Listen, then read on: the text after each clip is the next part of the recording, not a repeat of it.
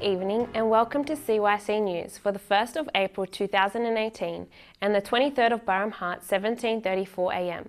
I'm Anastasia Attia. In today's headlines, Israel Prime Minister Netanyahu diagnosed with mild viral illness. Pilots say they saw UFOs flying over Arizona. Sacramento tense as mourners bury Stephon Clark. Entire class of schoolchildren feed dead in Russian mall fire. Protests break out after former Catalonia leader Carles Puigdemont detained. Combination therapy for psoriasis more effective than single treatments. Australian coach Darren Lehmann to resign after ball-tampering scandal. But first to Israel, where Prime Minister Benjamin Netanyahu was taken to a hospital on Tuesday and was diagnosed with a mild viral illness of the upper respiratory system, according to officials with the hospital and the Prime Minister's office. Officials say the 68-year-old was released early on Wednesday after a series of exams. Netanyahu later tweeted, "Thank you all for worrying. I'm on my way home. I'm sure a little rest and a hot soup will sort things. Good night." According to a statement from his office, Netanyahu had been taken to Hadassah Ein Kerem Hospital in Jerusalem because he had a high fever and a cough. The statement said the Prime Minister's personal physician, Dr. Tzvi Herman Berkovich, thinks Netanyahu did not complete the period of rest needed for a full recovery since his illness 2 weeks ago and his symptoms worsened. Doctors recommended rest and medicine for the Prime Minister. On Monday, Netanyahu was questioned for about 4.5 hours in an ongoing corruption investigation. His wife Sarah and son Yair were also questioned. A spokesperson for the Israeli police, Israel Securities Authority, said, Netanyahu is a suspect in 3 corruption investigations, known as Case 1000, Case 2000 and Case 4000, and has declared his innocence of all 3. To the United States now, where 2 commercial pilots flying over the Arizona desert claim they spotted an unidentified flying object pass overhead, according to a radio broadcast released by the Federal Aviation Administration. A Learjet pilot and an American Airlines pilot saw the object on February 24 and radioed the regional air traffic controller in Albuquerque. In a brief exchange, the Learjet pilot said, "Was anybody above us that passed us like 30 seconds ago," to which the airline traffic controller replied negative. Minutes later, the FAA controller alerted an American Airlines plane that was flying in the area, according to the recording released by the FAA. Air traffic control said, "American 1095, let me know if you see anything pass over you here in the next 15 miles. Shortly after, the pilot radioed traffic controller also reporting the mysterious object, saying, "It's American 1095. Yeah, something just passed over us. I don't know what it was, but at least 2,000 or 3,000 feet above us. Yeah, it passed right over the top of us." The American Airlines jet was flying from Santiago to Dallas, according to Flight Radar 24, and the airline referred all questions to the FAA. It's unclear whether the object spotted by the pilots was indeed a UFO. An FAA spokesperson suggested the object wasn't necessarily out of this world, saying, "We have a close working relationship with a number of other agencies and safely handle military aircraft and civilian aircraft of all types in that area every day, including high-altitude weather balloons." To California now, where a funeral was held on Thursday for an African-American man shot by police in the state's capital, Sacramento, with protesters gathering to demand answers in the killing of the unarmed 22-year-old.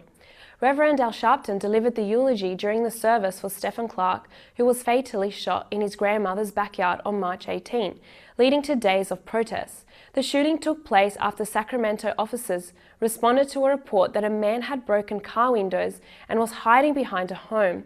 Police said they pursued a man, later identified as Clark, who hopped a fence into his grandmother's property.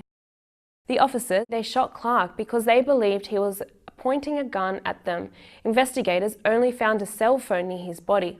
The officers, one of whom is black, have been placed on administrative leave during the investigation, while Clark's family has disputed the police account. Protesters gathered in front of the Sacramento Country District Attorney's office, holding their cell phones in reference to the one found near Clark's body, chanting, "Cell phone, don't shoot."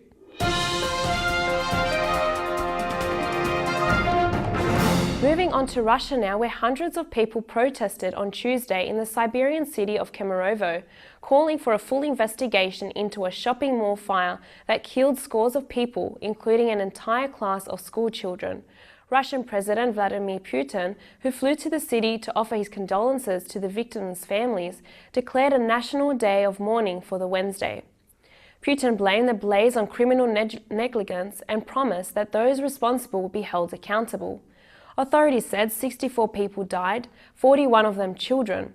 The fire tore through the Winter Cherry shopping mall last Sunday, the first weekend of spring school holidays, trapping many families who had gathered at a children's play area and movie theatre. Russian investigators said the mall's fire exits were blocked and an alarm system turned off, with witnesses describing panic scenes as shoppers attempted to flee. A number of children stuck inside the mall shared goodbye messages on a Russian social media platform before their accounts were silent. One 5th grade student, Maria Moros, posted, "We're burning, it's probably goodbye." Russia's state-run Russia 24 later reported her entire class was among the dead, citing the school's principal. A video released by Putin's press office showed the president laying roses at a makeshift memorial scattered with candles and toys. He said, "What is happening here? This was not a combat situation, not an unexpected methane outburst in a mine. People came to rescue children. We talk about demographics and lose so many people because of what? Because of criminal negligence and carelessness." The origin of the fire has yet to be determined. Protests broke out in Barcelona last Sunday after news that Catalonia's former separatist leader, Carles Puigdemont, had been detained in Germany. The ex-president of Spain's northern Catalonia region is being held at a police station in Germany, according to a tweet from his lawyer, Jaime Alonso Coivias. Puigdemont was en route to Belgium for Finland and was detained after crossing the border from Denmark.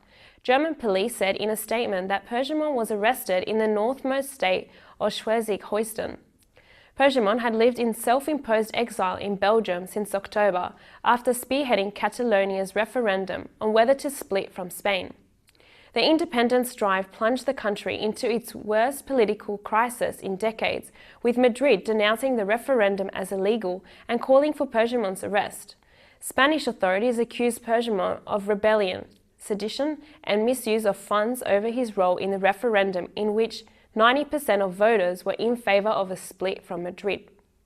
However, voter turnout was low, around 42%, and Catalan authorities blame the figure on the election day crackdown initiated by the national government.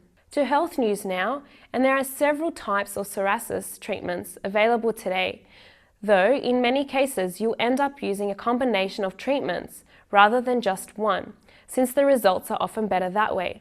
Researchers think this is the best option because different kinds of psoriasis treatments have different modes of action. Together they fight psoriasis on multiple fronts, meaning the total effect is enhanced and you can cut the dose of each therapy. This reduces the risk and side effects of both, making treatment easier to tolerate. Treatments for psoriasis can be divided into 4 main groups. Topical therapy involves treatments being applied directly to the skin as creams, ointments, or gels. The method of light therapy involves exposing the skin to ultraviolet light under a doctor's guidance. Systemic therapy includes medications taken by mouth or injection to work throughout the whole body, often affecting the entire immune system. And biologic therapy, where medications taken by injection or through an IV line consist of a particular type of systemic therapy targeting specific parts of the immune system. For mild psoriasis, isolated patches of thick, red, scaly skin, topical treatments may be enough to control the problem. For moderate to severe psoriasis, additional treatments are usually needed. The best strategy for you depends on which type of psoriasis you have, how severe it is, and how your body reacts to the treatment. Studies on various treatment combinations have shown several advantages over solo treatments. Depending on the combination, the pluses may include faster clearing up of symptoms, with sometimes longer-lasting results and fewer problems with side effects. And in sport, Australia cricket coach Darren Lehmann has announced he is stepping down following the ball-tampering scandal that has engulfed his side. Lehmann initially refused to resign, saying he was unaware of the plot hatched by Captain Steve Smith, Vice-Captain David Warner and Cameron Bancroft to scuff the ball illegally using sandpaper. during the third test against South Africa. But he's had a rethink after talking to his family and watching emotional news conferences from Smith and Bancroft as they arrived back in Australia. The 48-year-old said in his own media conference, after viewing Stephen Cameron's hurting, "It's only fair that I make this decision. I'm ultimately responsible for the culture of the team. This will allow Cricket Australia to complete a full review into the team and allow them to implement changes to regain the trust of the Australian public. This is the right thing for Australian cricket. It's been a wonderful experience coaching the Australian cricket team. I hope the team rebuilds from this and the Australian public finds in its hearts to forgive those young men."